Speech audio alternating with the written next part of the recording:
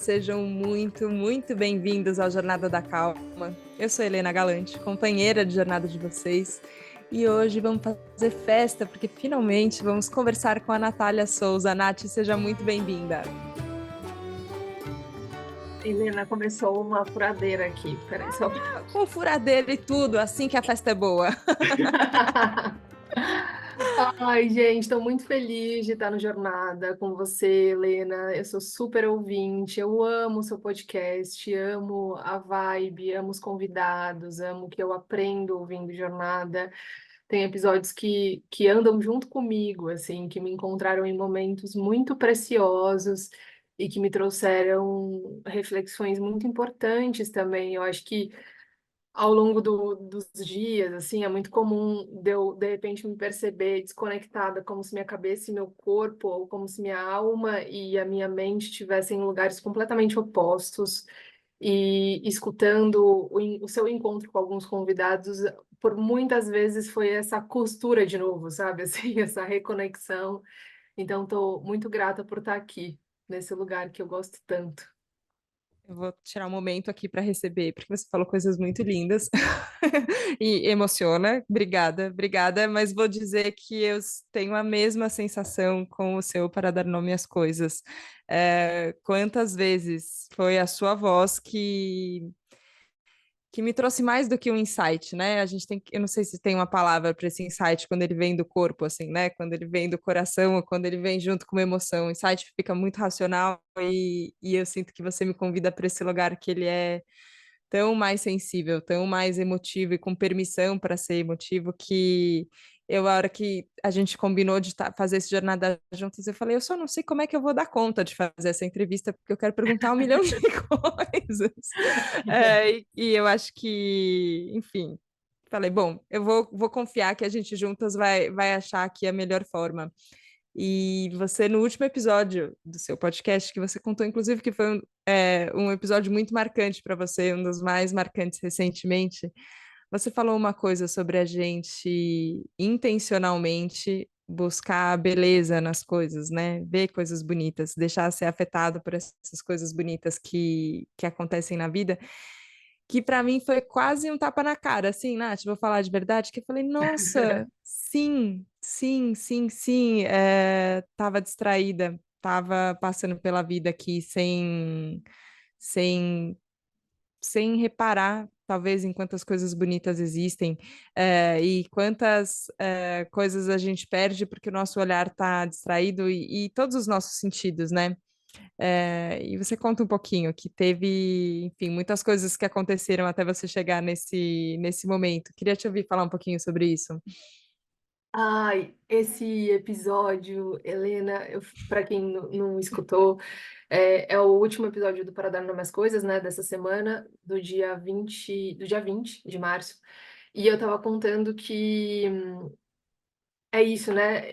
Eu sempre, a vida toda, assim, a vida toda, nos últimos 4 anos de Para Dar Nome às Coisas de podcast, eu sempre escrevi de forma muito orgânica. Então, se todos os assuntos que eu levei para a mesa do Para Dar Nome às Coisas eram assuntos que me atravessavam o corpo e, de repente, eu falava sobre eles. E aí teve um momento que eu me dei conta, me envolvendo em muitos projetos, eu me dei conta de que eu precisava colocar organizar, né? Eu precisava colocar uma ordem assim nas coisas para eu conseguir dar conta do Para Dar Nome às Coisas, porque muitas vezes esse atravessamento ele vinha, por exemplo, segunda-feira, 10 da noite, e o podcast tinha que estar no ar na quarta. Então,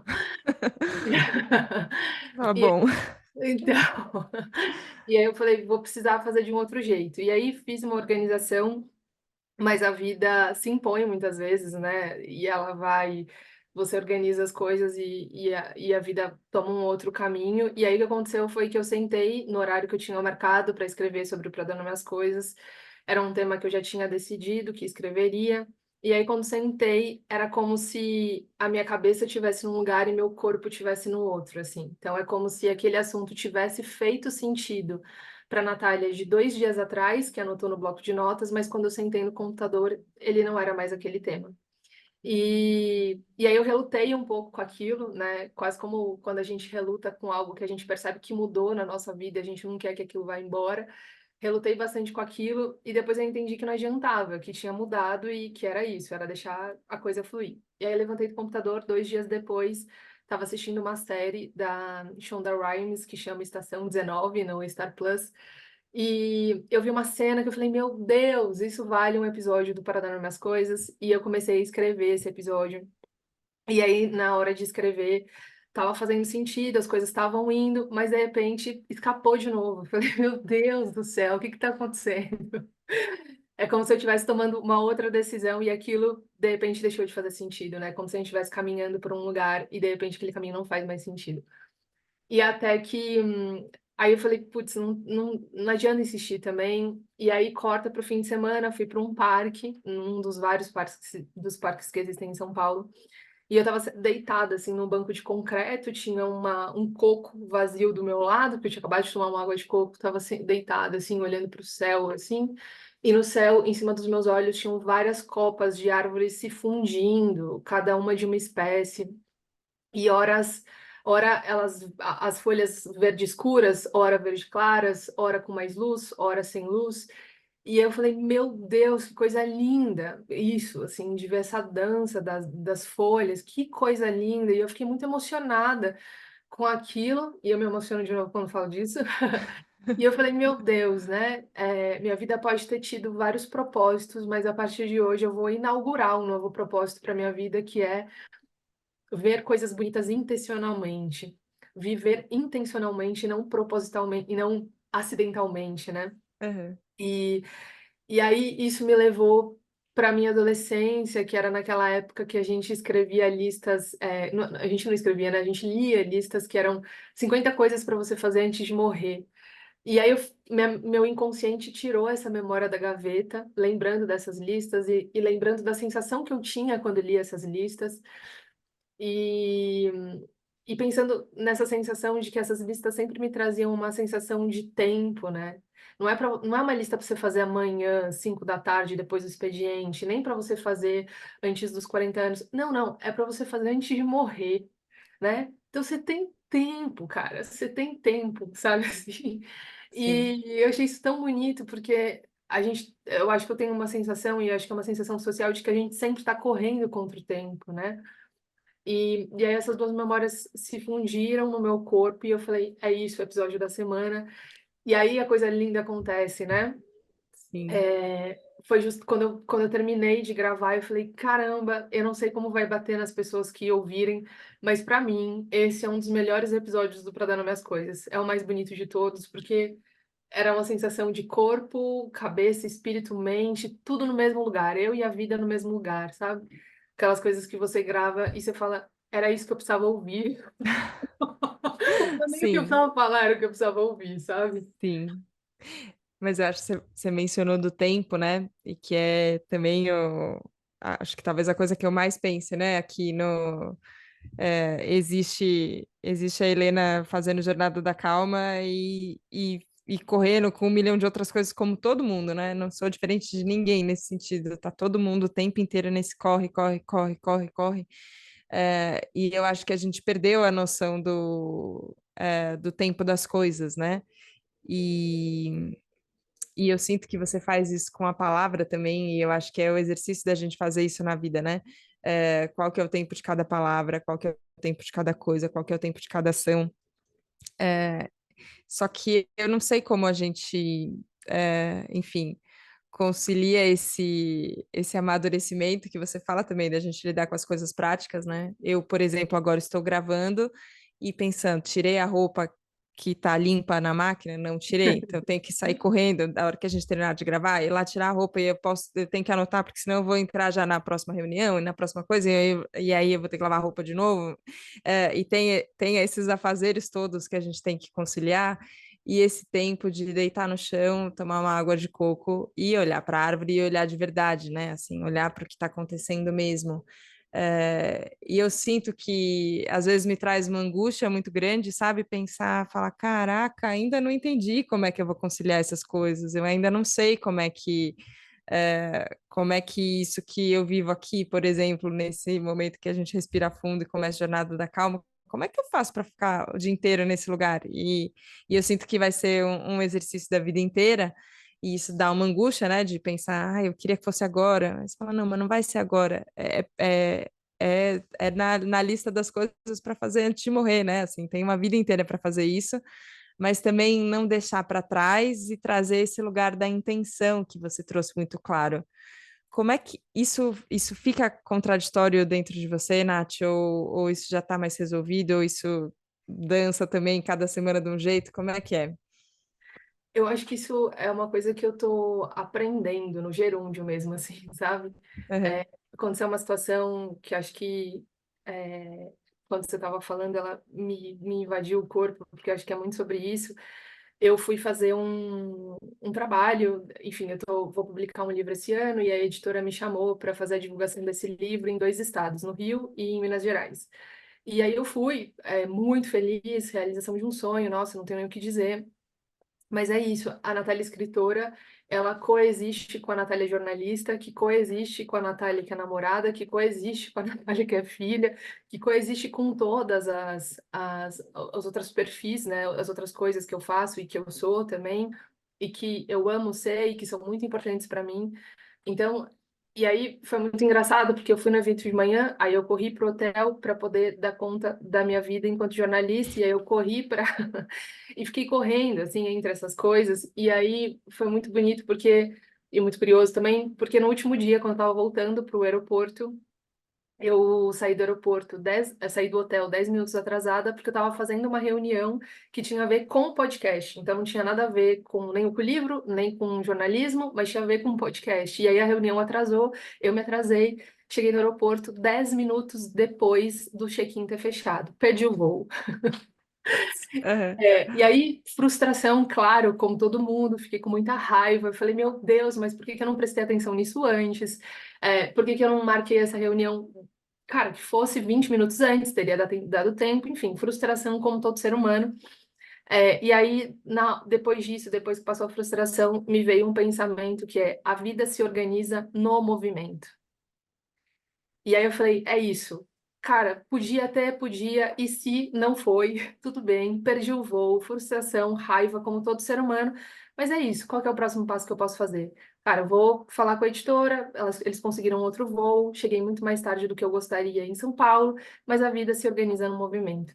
Então, para mim, eu acho que tem ficado cada vez mais claro para mim, mais límpido para mim, de que de que a vida está no movimento, assim, né? Eu comecei a estudar muito sobre organização nos últimos tempos para tentar ordenar as coisas de uma forma que elas ficassem mais fáceis para mim.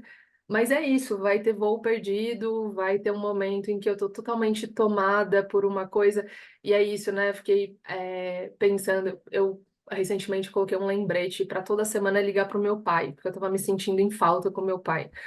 E, e aí foi muito engraçado, porque eu coloquei o lembrete da agenda, né? E eu falei, não, agora toda semana eu vou ligar para o meu pai. E isso para mim já foi um avanço, Helena, porque antes eu tinha uma idealização de que toda semana eu ia chamar meu pai para almoçar ou para ter alguma refeição lá em casa e a gente sentaria na mesa e passaria horas conversando sobre o passado, o presente e o futuro, e eu prepararia uma coisa muito deliciosa para ele. E aí corta para a vida real, eu tô na quinta-feira comendo um arroz de segunda, feliz porque sobrou comida, sabe Ainda assim? bem. E eu falei, cara, não vou dar conta de dar conta dessa minha idealização. Não dá, não dá, não vai dar. E aí eu coloquei esse lembrete na agenda falando, cara, isso é o possível. Não é o ideal, mas é o possível.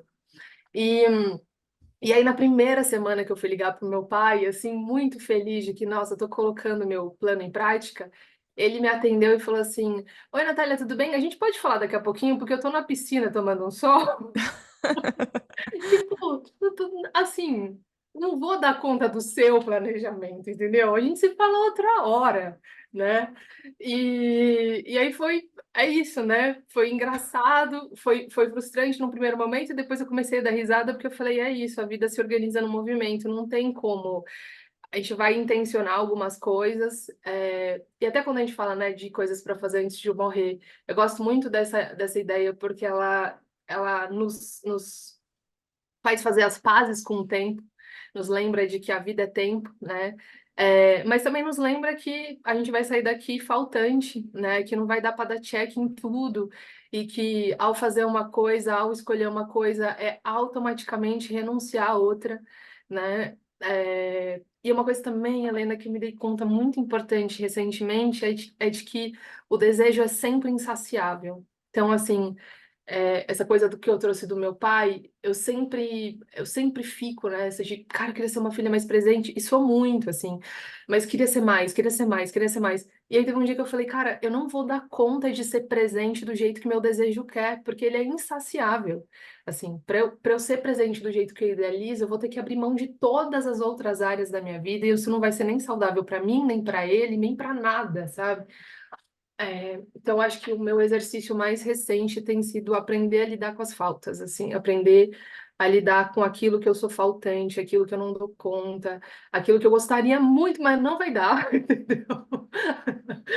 E Sim. confiar que a vida se organiza no movimento, assim. Mas é maravilhoso, né? Que mesmo para lidar com a falta e para lidar com o desejo que não vai ser cumprido, parece que a gente tem que reconhecer primeiro o que a gente deseja, né? E eu acho que por isso essa história da lista Sim. ajuda muito, né? Porque se a gente nem sabe o que a gente quer, o que a gente teria vontade ou para onde a gente gostaria de ir, não, a gente não consegue nem se dar conta disso, né? Mas isso de perceber o quanto insaciável é, né? Eu acho que também é uma das coisas que para mim tem batido forte, assim. Mas eu não sei. Abrindo coração aqui, Nath, mas vamos lá. É, eu não sei como. Eu estou tentando achar um jeito de lidar com isso com menos melancolia. Porque, nossa, me deu vontade de chorar aqui agora, que doideira. Porque eu tenho percebido que às vezes ficar de cara com isso que não vai ser do jeito que a gente imaginou, que a gente não vai dar conta, ou até quantas faltas a gente faz falta, né? Você falou sobre isso de, eu tenho vontade de ficar mais presente com os meus pais, nossa, eu tenho sentido em relação aos meus amigos, assim, as minhas amigas, o quanto eu tenho faltado, assim, sabe? O quanto não tem conseguido abrir espaço. E aí tem a alegria de ter muitos amigos, e aí eu converso com você e falo, caraca, eu quero a Nath na minha vida aqui, ó, toda semana, vamos se encontrar, vamos tomar um café, mas aí não cabe, a gente não consegue, tem essa falta, só que lidar com isso de um lugar que não é melancólico, mas ao mesmo tempo não é conformista, sabe? Porque eu sinto também que tem uma coisa juvenil da gente sonhar que aos 18 anos a gente imagina que aos 30, sei lá, a gente já vai ter feito isso, isso, isso, isso, que tem um lugar ingênuo, mas também tem um lugar que ele é bonito, assim, só de aceitar as possibilidades, sabe? Uhum. Co- Eu acho bonito isso também. Eu acho que eu recentemente estava pensando também sobre isso, é, que eu queria muito reencontrar não é esperança a palavra, mas que é o entusiasmo ou essa fé, assim, que eu tinha aos Sim, 20 anos, assim, porque quando você sim, tem 20 anos parece que, cara, o mundo é, assim, uma possibilidade, né? Ele é sim. gigante, ele é enorme e ele é uma possibilidade. Parece que tem um lugar do alargamento dos limites, eu não sei, mas também tem uma coisa da euforia, né? É muito bonito, assim. Eu super entendo e super me identifico assim com essa coisa de como que a gente concilia essas duas coisas, né? De como a gente percebe os limites que estão aí, porque existem, mas como a gente também. Porque eu acho também que quando a gente. Eu acho que aquilo que a gente enxerga, ou as crenças, a crença. Eu tô falando essa palavra por falta de outra, porque acho que ela Sim. tá, às vezes é mal usada, mas eu acho que a forma com que a gente enxerga o mundo determina a forma com que a gente vai para o mundo, né? Então, se de saída eu já acho que não vai dar, ou que não tem como, aí eu acho que cai nesse lugar do conformismo, assim, né? Mas, Helena, eu não sei se eu tenho essa resposta também, porque é uma coisa que eu estou buscando. Mais essa coisa do meu pai, uma coisa que aconteceu recentemente para mim, e que é uma coisa que eu tenho me perguntado muito, é se não desse jeito, como, sabe? Se não do jeito ideal, do jeito que eu gostaria, então como? E eu lembro que na terceira semana que eu tinha colocado esse lembrete do meu pai na agenda, chegou sexta-feira, eu não consegui ligar para ele.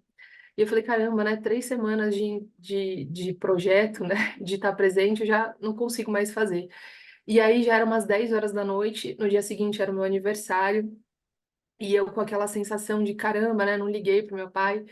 E aí eu falei, putz, mas agora eu preciso ir no mercado comprar as coisas do meu aniversário, que é amanhã. E se eu chamar ele para ir no mercado comigo? E aí falei, pai, eu preciso passar na sua casa, pegar uns negócios, ele mora na minha rua.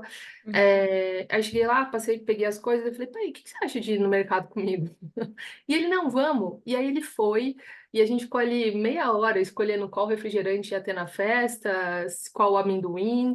E entre essas duas coisas eu falei, pai, como é que você tá? Conta aí pra mim, como é que foi a viagem, né? E aí eu saí do mercado muito com a sensação de que há outros jeitos de se fazer presente, que não o ideal, porque às vezes eu acho que isso, pra mim, é sempre um entrave, assim, eu fico pensando, eu coloco o sarrafo muito lá em cima, coloco o jeito ideal muito lá em cima, e isso me impede de olhar para as formas possíveis disso, né? Então, assim, não vai dar para eu tomar um café todo dia com a minha amiga, mas se não isso, como?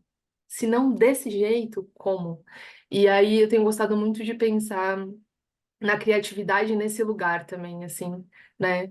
De se não há esse jeito, como eu crio um jeito? Como eu crio um jeito que contemple isso também é outra coisa interessante que eu percebi.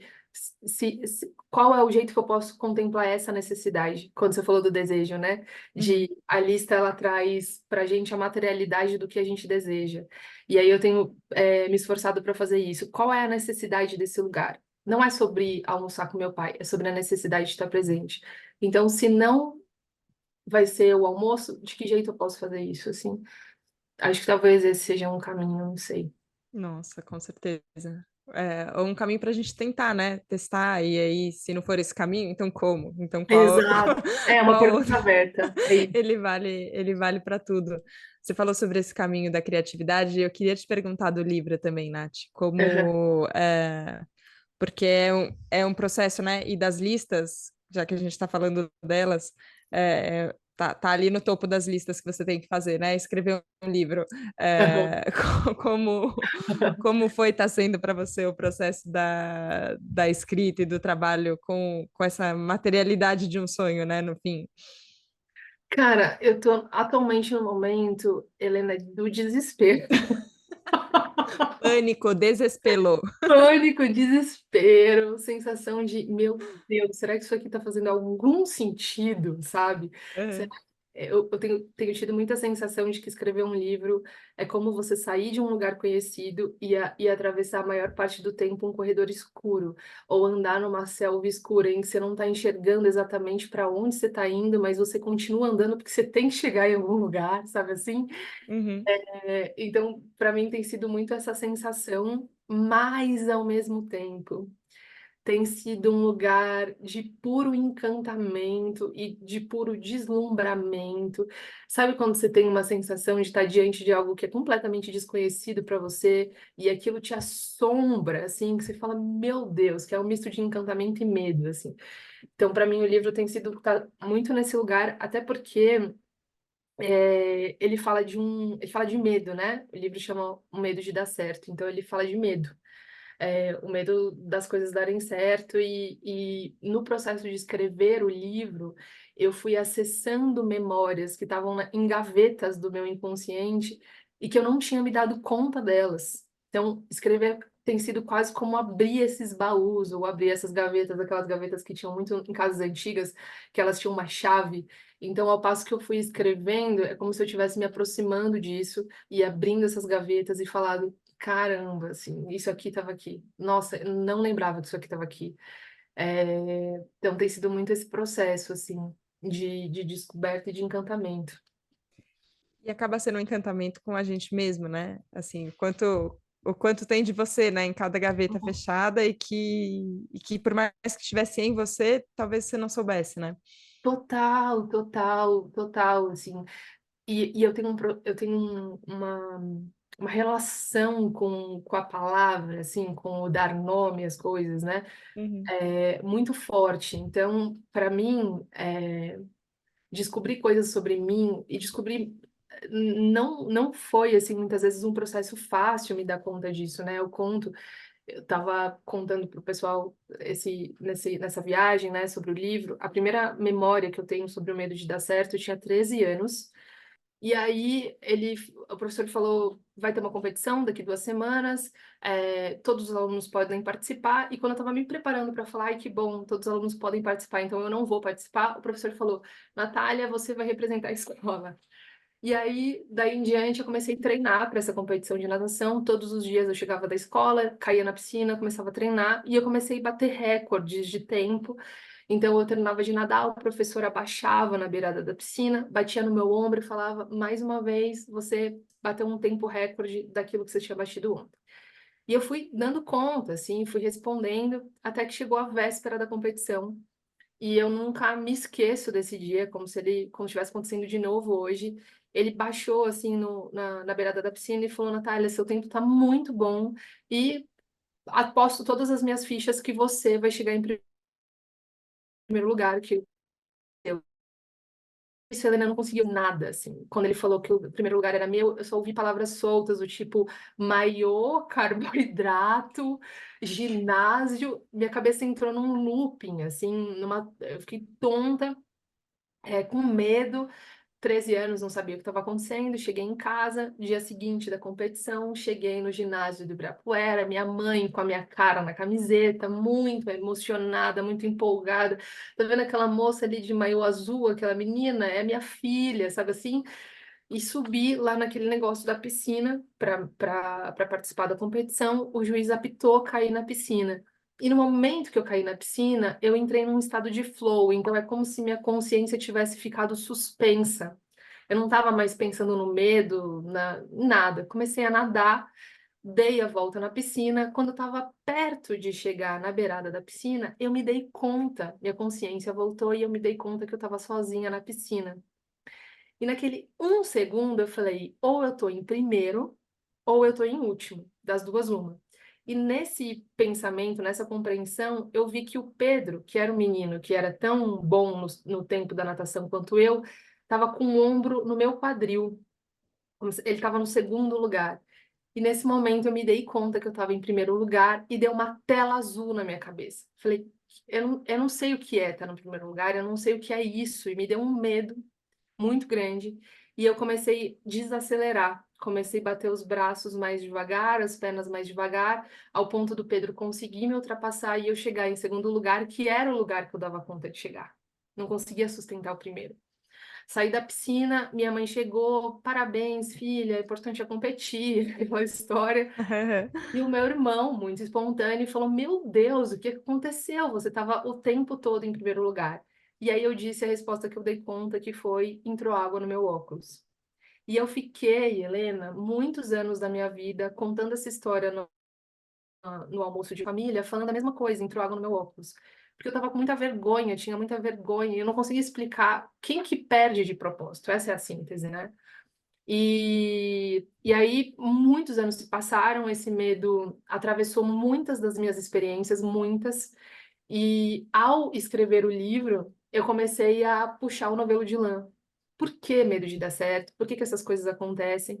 Então, eu trago muitas experiências, essa é a experiência que abre o livro, mas eu fui conversar também com psicólogas e elas começaram a me falar o quanto esse medo está presente na clínica. Então tem uma história muito maravilhosa de uma psicóloga que me contou que ela tinha um paciente e esse paciente, ele era muito afim de uma moça, enfim, sempre foi afim de uma moça, até que um dia essa moça quis sair com ele, falou sim para ele e ele nunca imaginou que isso fosse acontecer. E aí, desde então, ele começou a ter um sonho recorrente. Toda vez ele sonhava que ele estava no altar com essa moça, ou seja, ele ia concretizar o sonho de casar com essa moça. Mas quando ele ia dar o beijo lá, aquele beijo clássico da igreja, quando ele ia Uhum. dar esse beijo clássico, ele não conseguia dar porque ele era um jacaré, ele era um crocodilo. Então, é uma manifestação desse medo de dar certo no sonho, assim, né? Quando eu tô perto dali, eu não sirvo para esse lugar? O que eu tô fazendo, né? Em resumo, é isso, assim. E aí esse livro tem sido uma investigação muito poderosa e ele também tem entrado num lugar que eu acho que é muito importante para nós enquanto seres humanos, que é esse medo você não sente só. É eu também, não eu só, né? E e eu me emociono muito, assim, porque por muito tempo eu lidei com esse medo sozinha, né? Era um medo quase inexplicável, era um medo que eu falava, como é que eu vou explicar para as pessoas que eu me sabotei nessa coisa que eu queria tanto? Que eu passei anos querendo escrever numa determinada revista e quando esse e-mail chegou, eu não dei conta de ir, porque quem sou eu escrevendo nessa revista, né? Eu sempre fui tão mediana na escola, como assim agora? Né? Eu estou recebendo esse reconhecimento. Então, acho que a minha intenção e o meu desejo e a minha alegria antecipada é desconfiar que esse livro pode ser é, uma companhia para todas as pessoas que talvez em algum momento da vida sentiram a mesma coisa, sabe? Nossa, tenho vontade de falar eu também muitas vezes ouvindo o seu relato, assim, né? Em situações diferentes, mas esse lugar de dar conta, assim, né? O que eu dei conta. E às vezes a gente não dá conta do dar muito certo. Às vezes dá conta de dar médio certo. Às Isso. vezes, às vezes é dar errado que a gente dá conta e entender isso também. Acho que fazer as pazes com com essa manifestação que às vezes a gente tem, eu acredito que é só nesse lugar junto, assim, que é o lugar que eu te escuto, e isso ressoa em mim, mas não de um jeito que eu sinto também que às vezes a gente tá muito autocentrado, e aí você conta uma história do dia que você foi no parque, aí eu não presto atenção na sua história do seu parque. Eu falo, Uhum. porque aí quando eu fui no parque, e aí eu fico na minha cabeça, você fica na sua cabeça, e aí eu acho nossa, a solidão mais triste, assim. Mas é de um jeito diferente, que é um jeito em que você acessa o lugar que a outra pessoa acessou, e esse lugar que a outra pessoa acessou existe em você também. Existe Legal. junto, é como se é isso, assim, ó, eu não te conheci criança, mas em algum lugar eu fui para a beira da piscina junto com você, ouvindo o que esse treinador falou e entendendo por que que isso abriu essa porta desse jeito, assim. Tô doida para ler o livro agora. Quando lança, Nath? Já vou fazer pressão agora, pronto. Então, ele sai esse ano, a expectativa é que saia em setembro, porque eu entrego o manuscrito em junho. Então, a ideia é que ele vá para a Bienal também, mas é isso, estamos com prazo de setembro, é até lá que eu preciso caminhar.